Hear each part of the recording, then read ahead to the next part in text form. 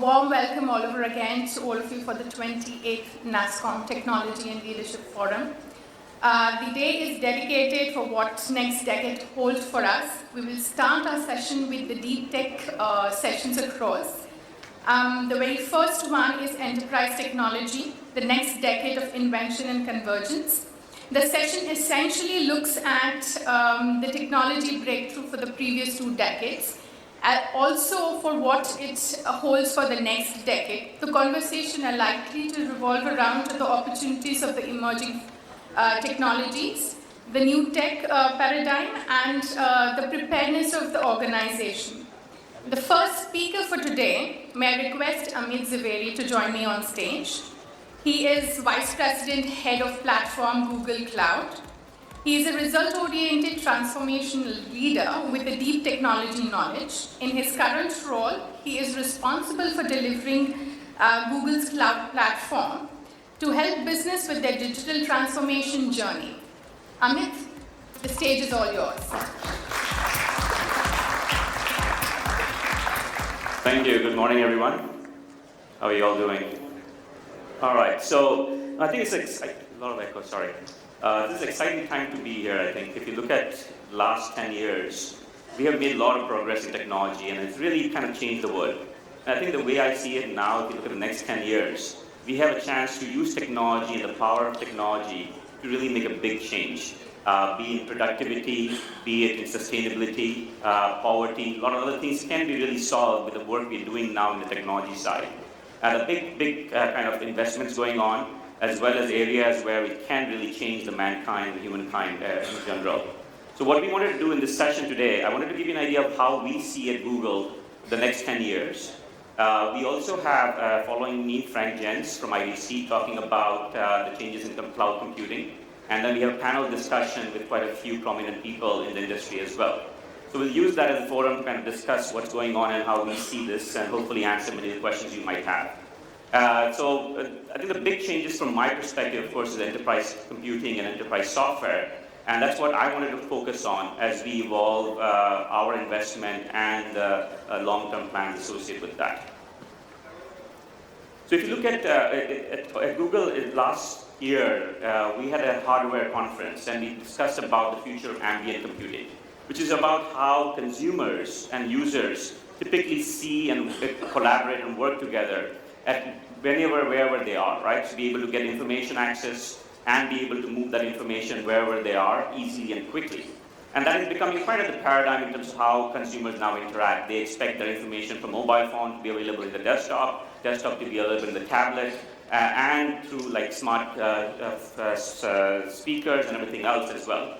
And I think similar kind of things are happening in enterprise software, where users now are expecting their information to flow very seamlessly, irrespective of where they are and how they're interacting with those interfaces as well. The information needs to be consistent and available and very insightful as well. And that area is becoming almost like a $4 trillion enterprise IT industry as we evolve in the next 10 years. And this is really the big focus for us at Google, as well as what we see with many of the innovation in the industry to really change how we have a single consistent experience for enterprise users globally and make it very easy and available as well. And this new era of ambient computing also brings together many technologies together as well, right? Be around large data sets, AI, 5G, virtualized computing and infrastructure, mobile and cloud apps, blockchain, IoT, as well as pervasive security, which kind of brings together a lot of the things. But the key thing around that is how do you bring all the things and make things happen much more consistently and easily? And that's where the core of technology becomes a very, very important thing as well, right? So this is where we believe cloud computing, where we can now take a lot of these disparate technologies, bring them together, and make them consistent and also very insightful is really the kind of the requirement over the next 10 years. And this is really where it's going to drive a lot of the innovation, as well as changes required to deliver on some of the new promises we hear around some of these technologies. Because technologies by itself will not really make a difference. If we can connect them together and make them work together, really is going to be a big difference maker. And I think the last 10 years, we've been kind of challenged ourselves around connections, around contacts and cloud. And what I mean by that is that there were a lot of devices which are connected, as you know, like in 2010, probably on 10 to 12.5 billion devices are connected to the internet. That's like mobile phones or desktops, tablets, laptops, those kind of things.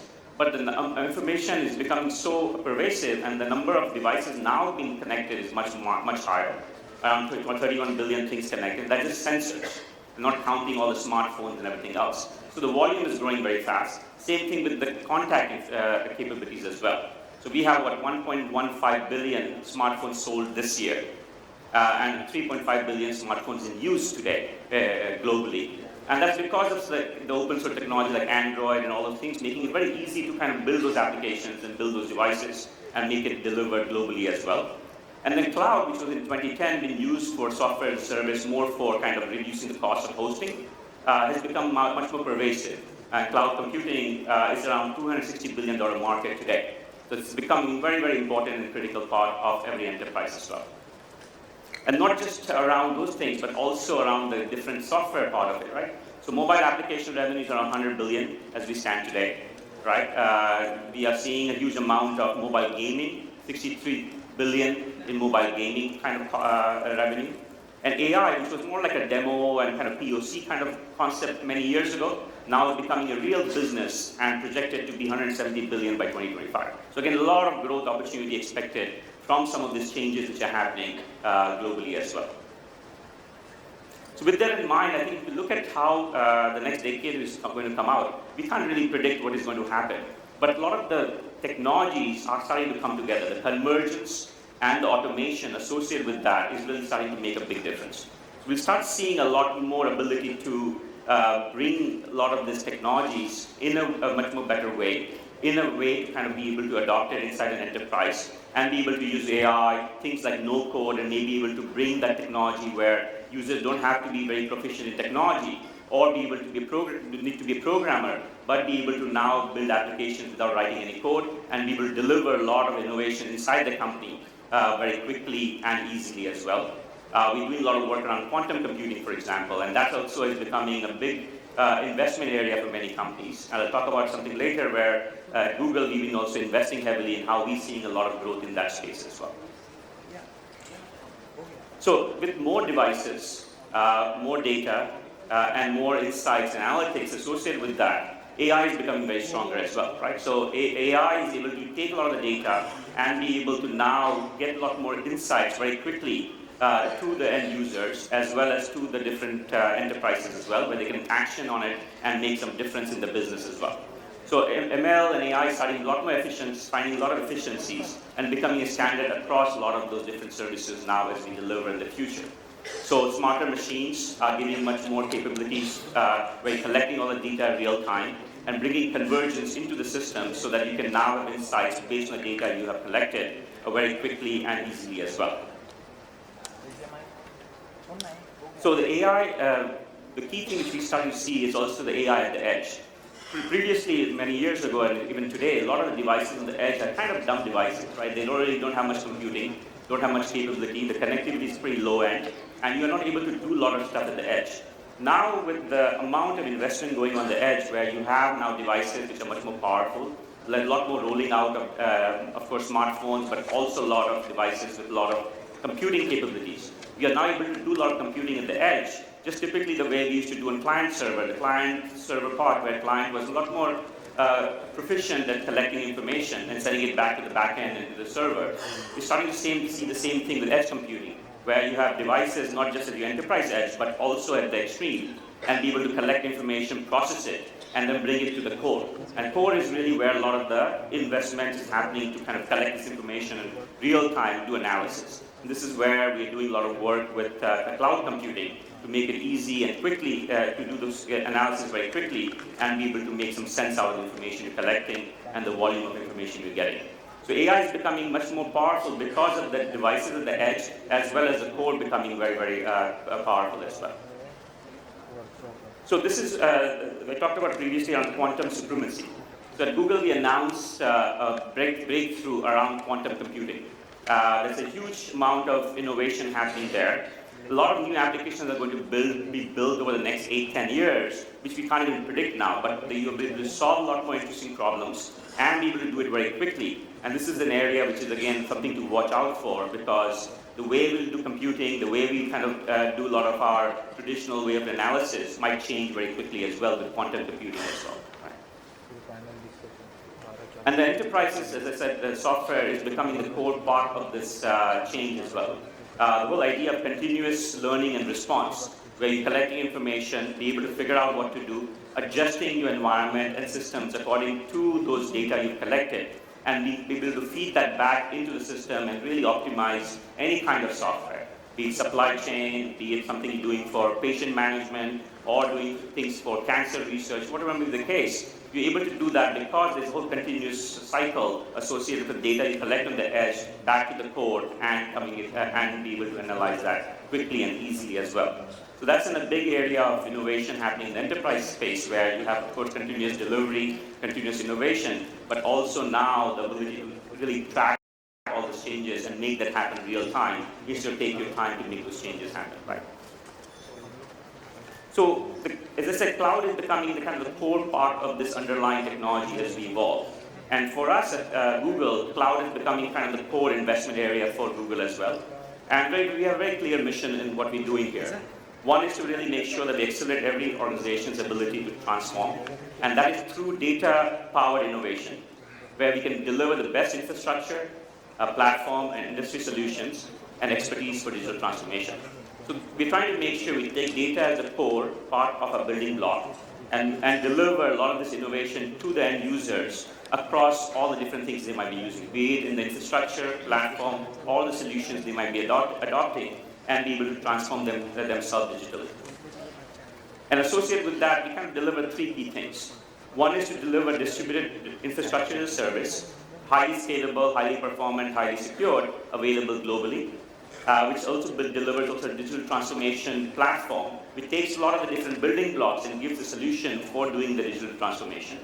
And then industry-specific solutions, which uses AI, ML technologies to optimize those applications and deliver the changes to the enterprise by getting that done through this technology set as well. So we have quite a few building blocks which we provide today. We provide all the capabilities you require on the infrastructure. It can run in public cloud, runs on a multi-cloud as well as in a hybrid, and you can run it on-premise as well. We have a technology which we announced last year called Anthos, which allows you to now run any application you build using technologies like Kubernetes and Istio, which are the latest open source standards out there, to be able to deliver that on any cloud platform or hybrid or on-prem if you choose to, without having to rewrite it whenever you change your deployment model. So there are a lot of good building blocks, and then kind of a solution on top of that through our partners to run and provide you this thing easily and quickly. We also provide a lot of out-of-the-box digital transformation solutions, be it in pretty much all the core industries. We're focused on retail, healthcare, financial services, telecommunication, media and entertainment, and industrial and manufacturing. And we have specific out-of-the-box solutions with data models and capabilities, so you don't have to now build everything from scratch. And this is what we do very closely with a lot of our partners, some of you are here as well, to really make it easy for customers and enterprise users to be able to take advantage of cloud computing without again having to start everything from scratch. And we also provide a lot of functional applications like contact center AI for automating self-service contact centers, document understanding AI. So taking again AI technology is not just providing you AI as a building block, but also make that also available as a fully fledged solution as well. Again, as I talked about some of the changes in the industry today with the amount of data we're collecting, a lot of the insights you're getting, the edge computing work you're seeing in the industry today, a lot of these things come together in the solution so that you don't, as a user, have to deal with the complexity of those technologies as well. And as those technologies evolve, we make sure we adopt them and make it part of the solutions, again, to make it easier for you to take advantage of it. And similarly, this is not for technology users, but also business or line of business users. We provide a lot of no-code application development tools. So again, not have, as a business user, don't have to write or learn about how to program, but be able to build applications which is drag and drop and simply integrating that with the existing systems. Collaboration technologies like G Suite, business intelligence technology like Looker for self-service BI, and again, all built on top of other applications, ERP, CRM systems, and partner systems as well.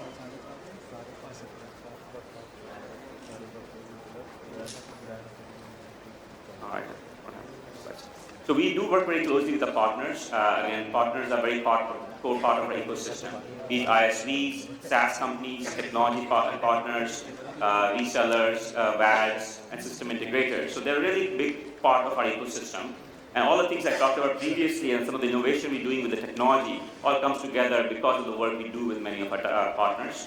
And we're seeing a similar kind of momentum with our customers in pretty much every industry you can think about. We have customers who are now adopting some of the technologies I talked about, as well as jointly partnering with us in terms of innovation we do by each industry as well. We have a lot of healthcare providers, a lot of financial services companies, a lot of companies in retail who are innovating and improving the way they interact with the customers based on the platform technologies I talked about earlier. So our goal here is to really make sure that we enable our customers to work more effectively with their customers, right? We are really providing technologies for businesses and enterprises to really make themselves more effective to their end users. So taking some of these technologies, making it more easily and available, pervasive through their environment into their systems as well, so that they can take the benefit and provide their end users the best solutions possible. Your customers, you know better. We want to make sure from Google we provide technology to really be efficient with your customers as well. So I think the future is definitely very bright. We don't know what is going to be in 10 years from now, but I think the building blocks which we have been creating over many years jointly across the world, across different industries, are really coming together. Over the next 10 years, we do expect a lot of good, interesting stuff to happen. At Google, we're definitely here to really make sure we work with you to make that real as well as valuable to your customers. So I look forward to kind of hearing from all of you as well as working with many of you to really make sure you guys are successful as well.